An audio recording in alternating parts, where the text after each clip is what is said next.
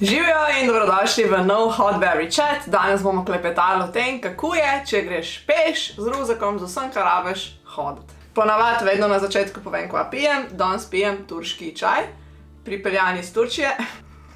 To epizodo sem dejansko mislila posnet v Istanbulu, na Princess Islands, ampak na koncu sem ležala na ležalniku in plavala v morju in se ni zgodilo. Tako da smo tlele v najni mehni hiški in kar začnimo.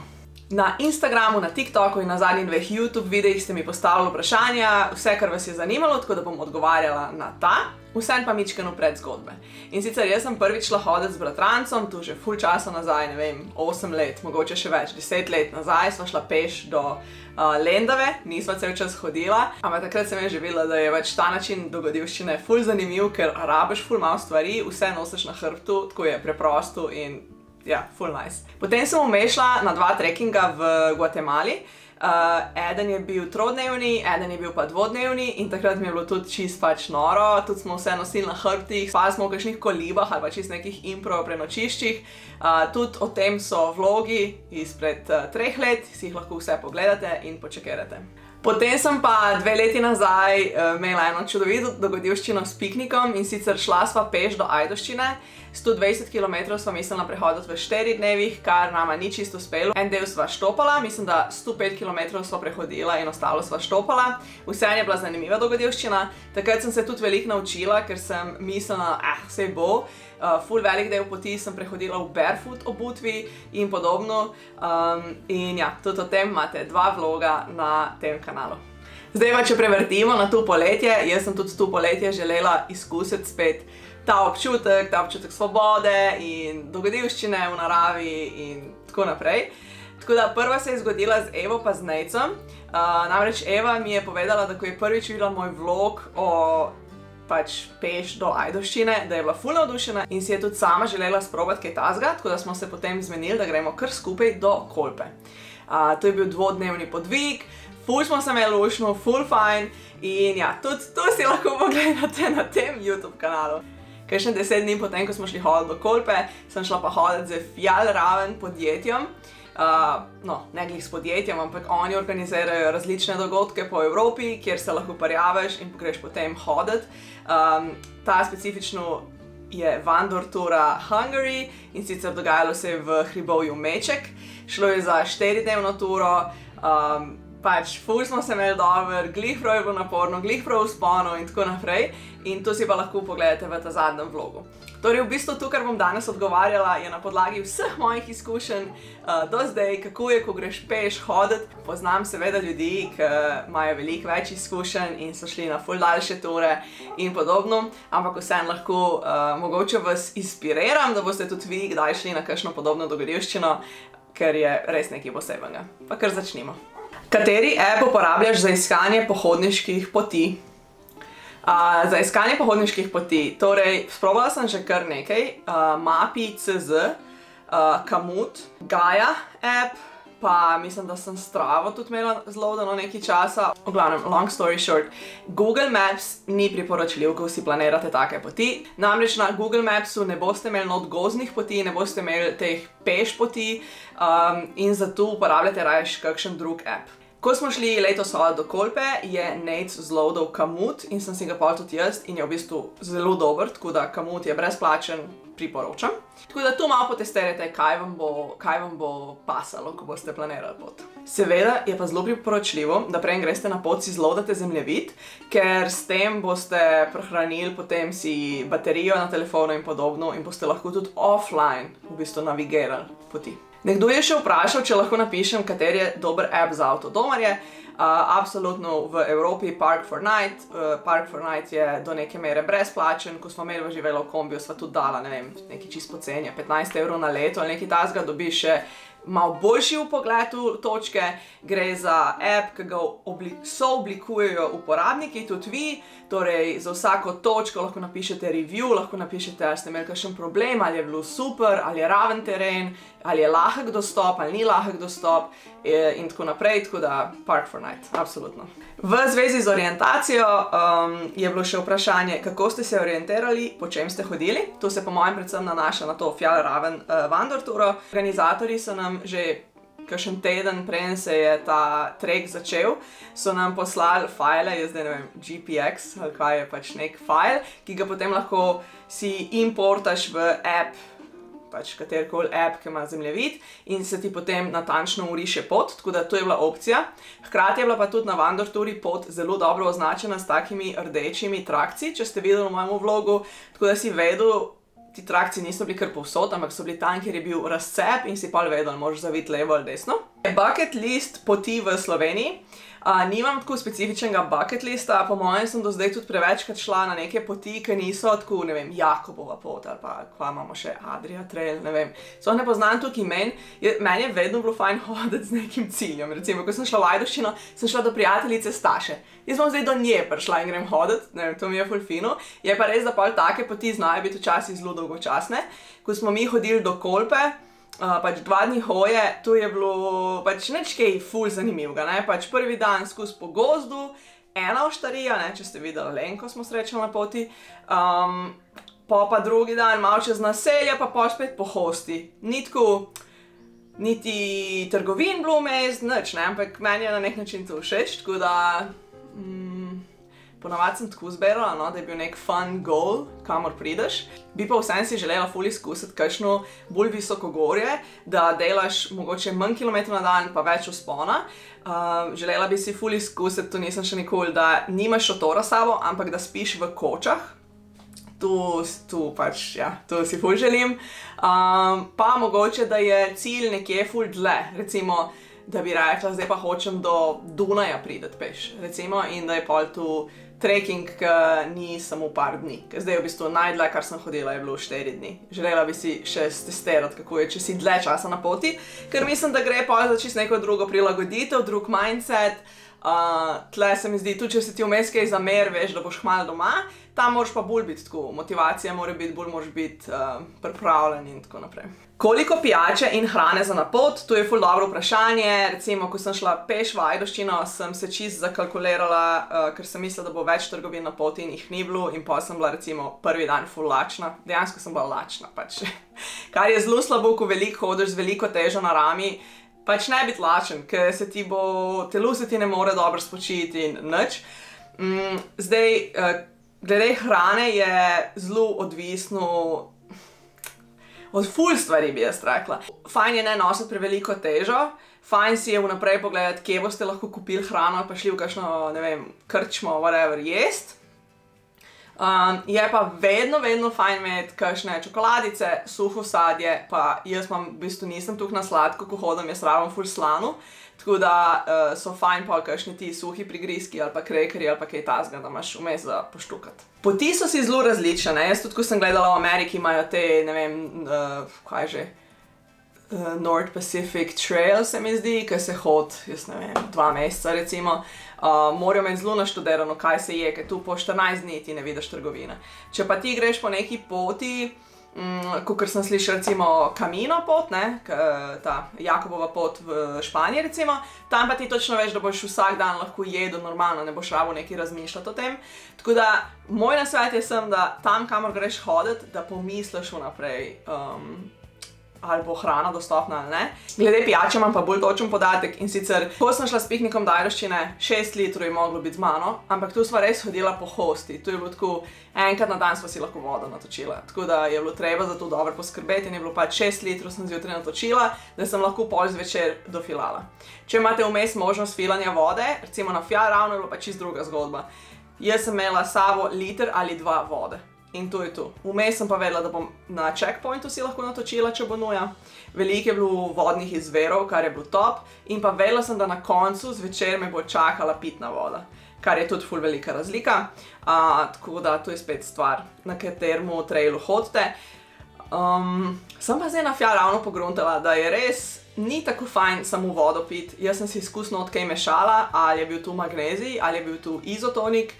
Pa en dan mi je Eva dala nek instant čaj z cukrom, da sem si tu noto mešala, ker se mi zdi, ko tuk švicaš in tuk porabljaš energije, ti voda sploh nič ne naredi, gre samo mimo tebe in je fajn, če je nekaj noto vodo zmešano. Gre lahko vsak na trekking po Madžarski? Torej, kot sem prej omenila, Fjällräven organizira različne trekkinge po Evropi, ima tudi Fjällräven Classic, recimo na Švedskem, ki se sliši še bolj tako adventurous in epic. In ja, vsak se lahko prijavi, tu v bistvu bom dol dala link, lahko si pogledate, kje vse te stvari potekajo, koliko so prijavnine, ne vem, zdaj za Madžarsko mislim, da je bilo okrog 200 € prijavnina. In potem dobiš vse, ne, dobiš hrano organizirano, dobiš organizirane campsite, dobiš to podporo celotno in dobiš pač ta nek safety, da karkoli bo šlo narobe, boš ti lahko kontaktiral organizatorje. Tako da počakajte, če vas zanima, da bi se tudi vi pridružili na kaj takega. Kdo daje pobude, ideje za pohajkovanja? Do zdaj sem bila ponavadi jaz za te daljše ture, v bistvu s Klemnom nisva šla še nobeno daljšo turo skupaj. Za krajše ture je bil pa v preteklosti bolj Klemen pobudnik, ima tudi enega kolega, ki so bili kar velik, mislim ne enega, kar par kolegov, ki so v enem obdobju ful v gore hodili, tudi med tednom in vikende preživljali v gorah. Mene je to vedno zanimalo, ampak hkrati ne vem, to je bilo še v času, ko sem bila še študentka in pa nisem imela tudi keša, da bi si sploh opremo normalno kupila. Ampak jaz sem bila vedno vesela, ko sva s Klemnom šla ali prespat na kakšen hrib, ali sva si šotore vzela, pa sva šla ob, ne vem, Krko spat, ali smo šli kam hajkat ali kaj takega, tako da Klemen je bolj te stvari organiziral. Obutev za takšne podvige. Ok, I got you. Jaz sem se tukaj že opekla z obutvijo, da vam res zdaj lahko po mojem kar dobre informacije predam. Ko sva šla z bratrancem hoditi do Lendave, vem, da sem takrat imela s sabo tevice, ki sem jih nosila štumfi, pa tekaške teniske. In ful se je dobro odneslo. Ampak moramo biti pozorni, da teren je bil večinoma cesta. Ali pa kakšen makedam, ampak zelo redko makedam, tako da tu je čist drugo, kot zdaj na Fjällrävenu, ko smo mi dejansko bili v gozdu, ko smo delali vzpone. So, let me tell you more. Ko sem šla v Ajdovščino, sem s sabo vzela tevice z štumfi in pa barefootke. Napaka, če mene vprašaš, ker sva s piknikom delala včasih tudi po več kot jurja vzpona v hosti in gležnji ne morajo biti tako stabilni. Predstavljate si, da narediš več kot jurja vzpona plus, ne vem, 35 km hoje po cesti, pač ful menjavanje terena in jaz vem, da se mi je drugi dan žul na podplatu naredil, groza. Tevice so se mi razpale vmes. Ni bilo fajn in videla sem, da sem šla dosti nepremišljeno tu. Tudi barefootke se mi zdijo fajn, moja noga je že kar navajena, da hodim v barefootke, drugače pomeni bosonoge čevlje, ne? Da hodim v bosonogih čevljih, ampak za tako dolge podvige, ko imaš ti še 12 kg ali pa več teže na hrbtu, mogoče ni najbolj pametno. No, na Fjällräven sem šla pa ful boljš pripravljena. Kot prvo sem si kupila pohodne čevlje, ki so mi prav, ki niso pojerbane, ki mi jih ni nekdo dal, recimo nosila sem zdaj 3 leta, mi je moja prijateljica dala svoje čevlje pohodne, ker jih pač njej niso bile cool in sem bila tako, ja, sure, I will take it. Ja, te čevlji so mi bili saj za številko premehni in so me vedno ožulili, ne, do krvi ožulili, pač je to znala joke. Ampak jaz sem jih še kar nosila, ne, ker so bili zastojni. Kjera logika. Tu sem si šla kot prvo kupiti nove pohodne čevlje, moje velikosti, tak model, ki mi je ustrezal, malo bolj mehki, ne oni čist trdi in so se toliko dobro obnesli, pač I love them in še water resistant so in pač top. Ta druge teniske sem imela pa od Hoke, tekaške teniske, ki so ful mehke in take ful nice. In jaz sem v bistvu med temi čevlji menjavala, nekako bi rekla pol, da sem hodila v njih. Gojzari, ko je bil dež, ker nas je tudi dež prav, gojzari takrat, ko smo recimo vzpone delali, ko sem čutila, da imam noge utrujene, da je fajn, če je gležen, lepo zategnjen. Tekaške teniske pa bolj lahkotne, takrat, ko smo šli bolj po ravnem. Nobenega žulja nisem dobila v 4 dnevih. Po ne vem koliko prehojnih poti niti enega žulja, medtem ko smo šli do Kolpe hoditi, me je ožulilo, tako me je ožulilo, da vam jaz ne znam povedati. In sem se v bistvu bala, kako bo na Fjällrävenu, ampak je bilo pol cool. Zdaj pa še ena bonus informacija za vse tiste, ki vas velikrat ožul in mislite, da boste pač mogli tako živeti in je pač neizogibno. Jaz sem si šla končno kupiti za Fjällräven te obliže, ki so taki kot second skin, taki debeli, silikonski in jaz sem si potem čez te že zaceljene, ampak še vedno so bili tam ti žulji od poti do Kolpe in jaz sem se v bistvu ful bala, kako bom jaz na Fjällrävenu, ker če se bi mi žulji spet načel, tudi pač cela noga ti zateče, tu so take bolečine, da bi bilo brez veze sploh hoditi. No, tu se ni zgodilo, ker sem si te silikončke lepo dala čez pete in se je ta drugi sloj naredil in niti enega žulja. Torej, če povzamemo, preučite, na katero pot greste, obujte se dobro in tako obutev imejte, ki vam je res prav, ki imate že testirano in ki bo vremenu primerna, in pa če imate probleme z žulji, imejte s sabo te silikonske obliže, ki jih dejte že kar preventivno si gor. Ne vem, recimo pri meni je problem vedno peta. In jaz si pač bom tu zdaj, od zdaj naprej, vedno ko bom šla neko daljšo turo, pač tu bo zjutraj šlo gor in mora tam ostati, cel dan. Boš kdaj organizirala pohod za sledilce?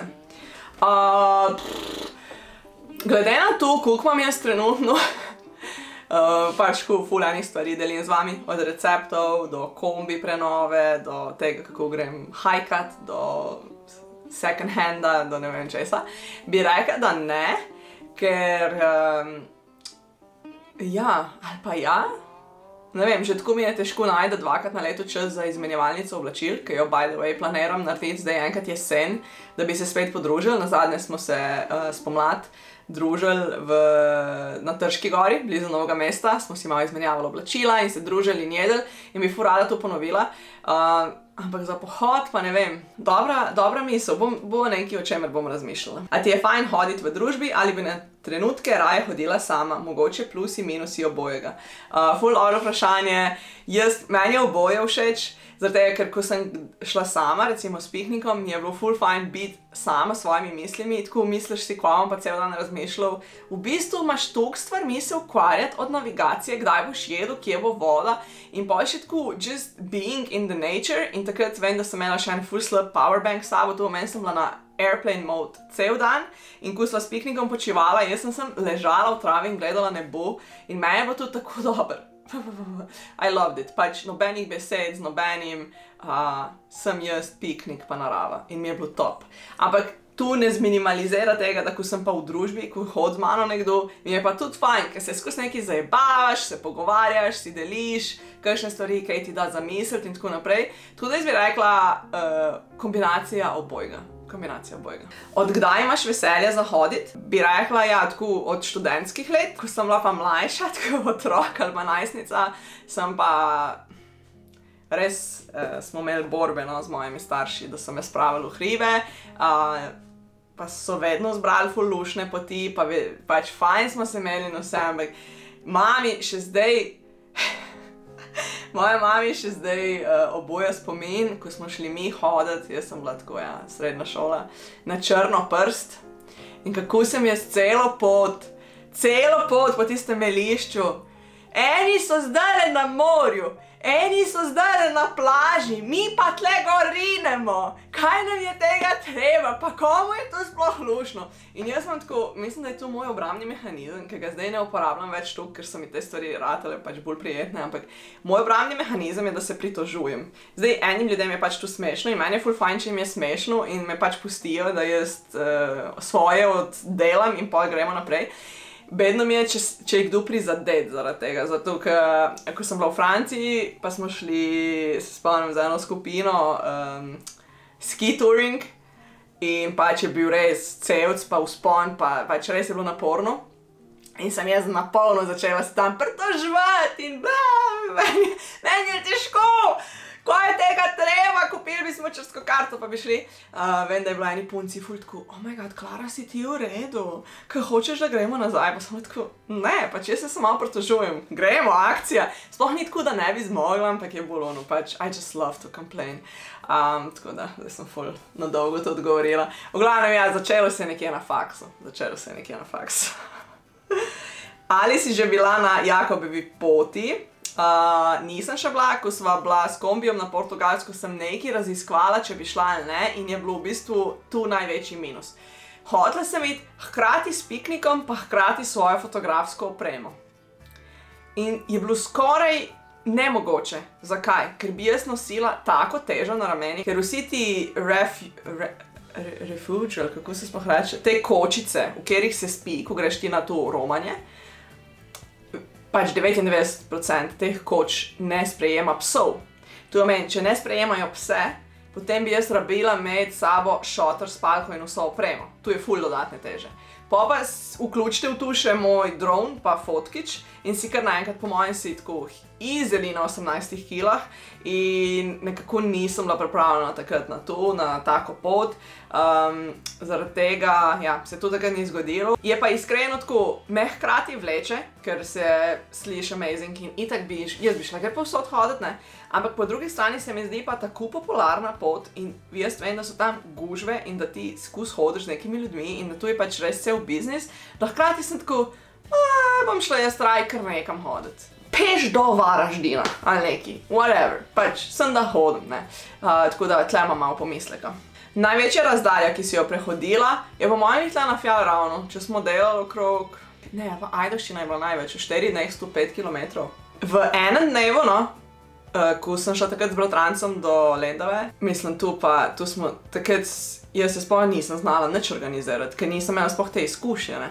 In jaz, ko sem zemljevid gledala, jaz sem pa tako, jaz si kva pa je tu hoditi, ne. Pač hodiš, ne, si lahko cel dan hodiš. Kva pa je tu 30 kilometrov narediti. In medal sem naredila prvi dan 45 kilometrov. Vsi tisti, ki imate izkušnjo, koliko je 45 kilometrov, ko hodiš z ruzakom, veste, da je to ful. In mene sem prišla v Krško sesuta, jaz sploh ne vem, kva nama je bilo. Ja, to je bila pa moja največja razdalja v enem dnevu. Kaj je najpomembnejša stvar, ko greš na daljši pohod? Oprema, psihične priprave. Oprema je definitivno pomembna, ampak ne vsa oprema. Recimo, pomembno je imeti, po mojih izkušnjah, dobro obutev pa dober ruzak. Ker če bo tu če vas tu nič ne bo motilo, če s tem ne boste imeli težav, vam preostane basically samo še, da se s svojo glavo ukvarjate, pa se vam da hoditi ali ne. No, oblačila je tudi fajn, da so take, da nič ne veže, da je tu vse, pač, jaz sem te kratke pohodniške hlače, ki so top, pač, ko putrček, vse mehko, nič nikjer ne veže, majice itak športne, ne moreš faliti. Psihične priprave po mojem odvisno, kakšen človek si, če si bolj ziharaš se, I guess, moraš bolj pripraviti, jaz nisem ziharaš, jaz sem bolj tako pejmo, pa bomo videli, kaj bo, pa se pol učim na lastnih napakah iz preteklosti. Mogoče za tiste, ki vas je bolj strah, pejte s kom, pejte s kakšno družbo, ki je vsem lažji.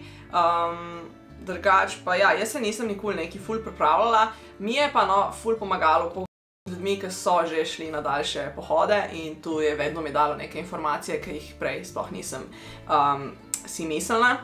Recimo, en tak primer je, kaj spakirati. Mava spremno eno prijateljico, ki je šla tudi peš že do Švice. Živja Anja, če to gledaš. In vem, da ko sem šla jaz do Ajdovščine peš, sem njo kontaktirala, tako, daj mi pomagaj, kva mi ti svetuješ. In ona je bila ona, ki je rekla, v bistvu rabiš s sabo sem 2 ali pa 3 majice. Jaz bi si v Ajdovščino napakirala, ne vem, 4-5 majic, ne, in rekla je recimo, stvari morajo biti lightweight, jaz sem takrat v Ajdovščino vlačila s sabo ta debel bombažen pulover, ne. Take stvari dodajajo težo, dodajajo ti volumen in za prvič pejte s tem, kar imate, če greste pa na nekaj daljšega, je pa fajn imeti neko opremo, no, ki je lightweight. Ali vedno nosiš šotor s sabo? Ja, velikrat sem ga nosila, ker ti da neko to svobodo, pač tako, it's adventurous. Ko smo pa v Gvatemali trekali, pa nismo imeli šotora s sabo, v Gvatemali smo pa v bistvu spali v nekih kolibicah, imeli smo edin s sabo, vsak je imel svoj Armaflex, pa spalko. Marsikaj se da, Eva pa Nate, če ste videli v vlogu, sta imela šotorko s sabo, eni imajo te viseče mreže, se da ful dobro spati v njih, imaš še tako mrežico, lahko proti insektom, tako da razne stvari. Eni grejo hoditi tako, da spijo v prenočiščih, to je vse od vaših želja in možnosti, odvisno. Kaj je bilo najtežje? Zdaj pri Fjallravnu bi rekla, nič ni bilo kaj ful težko. Bilo je idealno, bilo je pač res tako vsega glih prav. Ampak, če bi že mogla zbrati eno stvar, je bilo na Fjallravnu mi najtežji hrana. Zakaj? Ker jaz imam tako srednje občutljiv želodec. Ne zdaj najbolj, ampak pri enih stvareh pa zna biti kar občutljivček. In mi smo tam dobili zajtrk in kosilo v vrečki, to liofilizirano hrano in potem večerja je bila skuhana. In ko ti probaš to liofilizirano hrano, ne vem, če ste jo že kdaj, jaz sem jo prvič zdaj, ko smo šli do Kolpe, v bistvu sem preliješ z vročo vodo in imaš obrok, ne vem, za zajtrk kosmiči na različne načine, za glavne obroke imaš pa vse od golažev do makaronov, do svašta, ne. V glavnem, Ko prvič probaš to hrano, ti je dobra, zato ker tu je tako intenziven okus, ko neka hrana iz vrečke. Pač, it's good, it's trashy, it's nice. Ampak po 2 dneh te hrane je mene tako začel želodec boleti. Jaz res, pač težko mi je bilo in pol tretji dan se prav spomnim po kosilu, do tlele gor me je zabilo, jaz nisem mogla sploh nič več, tako da zadnji dan sem hodila, sem rekla, bom do večerje pač hodila, je bilo pa na srečo, vmes smo lahko neko pekarno najdel pa tako. Tako da tu mi je bilo najtežje, no, soočati se s to instant hrano. Izbere druge pa ni bilo neki ful, oziroma če bi vedela vnaprej, bi se ziher drugače pripravila, ampak tudi ne bi mogla vedeti vnaprej, ker nikoli nisem imela izkušnje, kako je iz vrečke jest 4 dni. In name res ni optimalno delovalo. Tako si kakšnega Klemna predstavljam, on ima tak železen želodec. Po mojem njemu sploh ne bi bilo panike. Meni je bilo pa tako, no. Te je bilo po noči strah v šotoru, če si sama. V bistvu nikoli nisem bila čisto sama. Najbolj sama sem bila takrat, ko sem bila s piknikom. In piknik je ful tak faktor, element varnosti. Za vse tiste, ki imate pse, sploh velike pse, mogoče razumete, da pač, če bi nekdo tam neki hamlo okrog šotora, on bi začel takoj lajati in bi se mu, po mojem, odtrgalo, če bi kdo hotel pač kar v šotor not prijeti ali pa neki in to bi, po mojem, odgnalo vsakega vsiljivca. Tako da, mogoče vam že to, kar sem zdaj rekla, pove, da mene je najbolj strah ljudi, ko grem na pot. Živali me pa nikoli ni bilo strah. Tudi, ko sva šla do Ajdovščine, takrat je bilo obdobje medvedov, sva hodila tam čez Cov ali nekje nad Ajdovščino po nekih hribih in mi je folk pisal, tam bod previdna, zdaj sta bila 2 medveda. Tu nisem bila nikoli, tako sem bila, sej to bomo že preživeli, ali pa pač ne bomo, mislim, sej žval, pač sej kva, sama rinem v hosto, bože ne. Pri ljudeh mi je pa bolj tako. Ali bi po defaultu komu odsvetovala kaj takega? Po defaultu ne bi nobenemu odsvetovala kaj takega, jaz mislim, da tu moraš iti pa probaš, pa če ti bo kar neki, pa probi še enkrat na nek drugačen način. Meni se zdi, da je tu ful dobra izkušnja, kakorkoli obrneš. Tudi, če imaš kakšne zdravstvene težave, ne vem, pač prilagodi se vnaprej, pa ne se preveč forsirati, zdi se mi, da velikrat imamo zdaj ta mentality, da moramo vrhove osvajati, da moramo povedati, koliko kilometrov smo v enem dnevu naredili in da je bilo tu ful kilometrov, da smo šli čez znoj in solze in kri, da smo prišli do cilja in tako. Hočem iti ful stran od tega mentalityja, bolj mi je ono, da gremo hoditi in dajmo se imeti fajn in dajmo vmes imeti čas, da si tam eno dekco damo in malo izležavamo in kaj pojemo, kakšne sneke, kaj imamo s sabo in pa nadaljujemo pot in tako. Jaz sem ful za to. Tako da, ja, to je. Kaj je zate največji gain na poti? Zame največji gain na poti je ta povezanost z sabo in z naravo, ker ti cel dan nimaš kaj drugega, kot da hodiš. To je to. You just need to walk. In to mi je ful všeč. Ta preprostost tega doživetja. Tako, če pomislim, že zdaj, če primerjam z najnim potovanjem, recimo v Istanbul, ne. Koliko dnevu, pa sva človeka, ki si sploh ne planirata veliko stvari. Definitivno ne ona tipična turista, ki moraš vse si pogledati, pa imeti seznam stvari, ampak koliko je bilo tu enih dražljajev, koliko je bilo tu ene organizacije, že javni prevoz, pa kam greva jest. Pa greva v eno restauracijo, pa Klemen že bere reviewje na Googlu. Greva pa v Hagijo Sofijo danes, greva drugič, pa Ladica, pa druga stran, pa Azijsko, pa Uno, pa ful enih stvari. In tle si pa pač sem v naravi si in z enim ruzakom hodiš in nič se ti ne zgodi, ne? In se imaš pač najboljš na svetu. Tu je zame največji gain, no. Ja.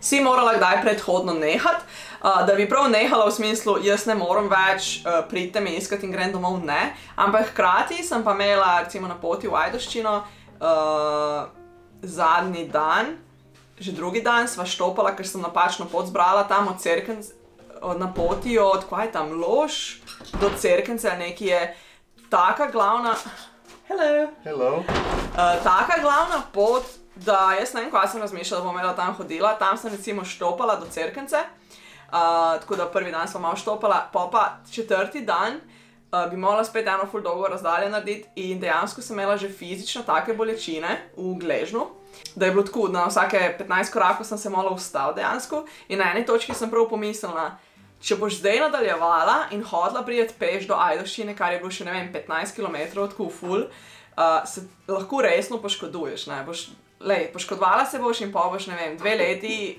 sanirala to poškodbo, it's not worth it. In tu je se dogajalo na eni gozdni cesti brez prometa. In v tistem trenutku, ko sem jaz dala ruzak dol in se pripravila na to, da bom pač nekoga naštopala, je ena gospa, pripeljala mi kar goosebumps imam, in ena ful prijazna gospa in nama je s piknikom ustavila in naju peljala do prve restauracije, ker sva pojedla spodoben obrok, razpolnjen se njoke z usmetanovimi omaki and it was amazing. Kaj najbolj pogrešaš na poti? Ma zdaj na Fja raven sem najbolj pogrešala Klemna. Pač tako, ono sem bila, why am I doing this by myself? Res. I missed you. Lepo, jaz sem do tebe. Ja. Drugač pa nič kaj tazga.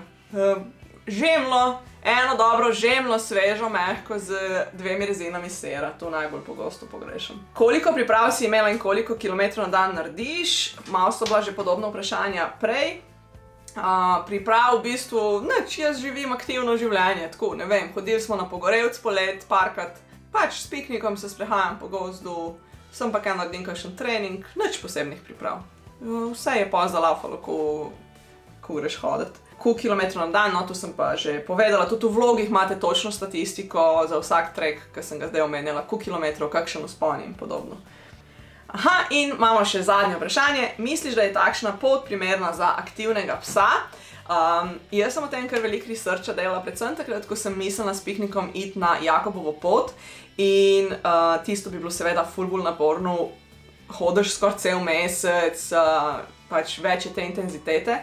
V glavnem za te poti, ki sem jaz zdaj piknika sabo vzela, recimo 4 dni do Ajdovščine, 2 dni do Kolpe, jaz mislim, da za aktivnega psa piknik je čist nekako srednje aktiven pes, ko on tudi ni full high energy dog, je to čist normalno, da gre na tako pot, če lepo poskrbiš za njega, da ima vedno vodo, še enkrat ponavljam, psi ful več spijejo, kakor mogoče mislite, da bodo spili, tako da nujno dost vode sabo, imejte briketke lepo za njih, priboljške, hrane mu itak dejte ful več, ne, na takih poteh, kakor sicer doma. In piknik uživa, njemu je ful fajn, v senčki se pol lepo odpočije, vleže in pol gremo naprej. Ko smo šla hoditi do Ajdovščine, je bil minus edin ta, da je bilo res vroče poletje in par odsekov je bilo cestnih odsekov in tam je bilo, tako sva res morala veliko počivati, oziroma med glavno vročino se kar v eno senco dati pa 2 uri tam ležati, ker ga nisem hotela gnati po tistem soncu, tako da na to bodite previdni. Tudi takrat mi je veliko ljudi pisalo, ja, kaj pa njegove tačke, kaj pa če bo kaj narobe z njegovimi tačkami. Sem bila tako, ja, pač sej sem odgovoren lastnik, ne, pač res ne terati psa, če vidite, da je gotov, ker vsi pravijo, pes bo šel z vami do pekla in nazaj, dokler se ne bo zgrudil. Pes ne bo pokazal, da je utrujen. Vi morate razmišljati namesto psa, vi morate razmišljati, ali mu je pač že too much, ali ne. Tako da tu, kar se tiče pa daljših poti, pa po mojem je potrebno stestirati psa prej, sploh če se boste odločili, ne vem, psa vzeti sabo na Jakobovo pot, je ful bedno ugotoviti, ko ste vi že na začetku poti v Španiji, potrebno jih ugotoviti, a ja, tu je v bistvu čisto too much za psa. Jaz sem veliko teh zgodb prebrala na raznih forumih, ko je folk iz cele Evrope v bistvu hotel vzeti svoje pse na Jakobovo pot, so jih dali na dolg transport, da so sploh začeli in pol po par dneh ugotovili, ok, tu se v bistvu sploh ne bo šlo. Tako da ja, potestirajte prej za svojim psom. Psi so tako različni, se mi zdi, da vi ste pa tisti, ki ga najbolj poznate. Evo, na kratko je tu. Mislim, ne vem, če bo toliko na kratko. Jaz sem kar hotela biti informativna, da vsi tisti, ki se boste odločili za kakšen tak podvig, boste imeli ene vsaj začetne informacije, seveda pa še kaj si preberite na internetu, pa postavite spodaj kakšno vprašanje, če je še kaj nejasnega.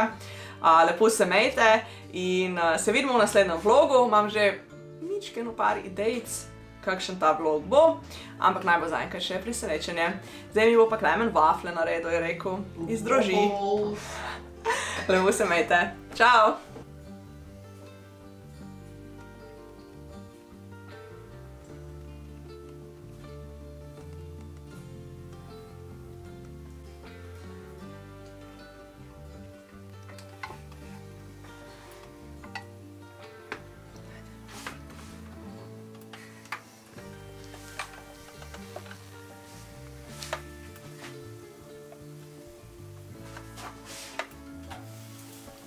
That's what you're gonna do.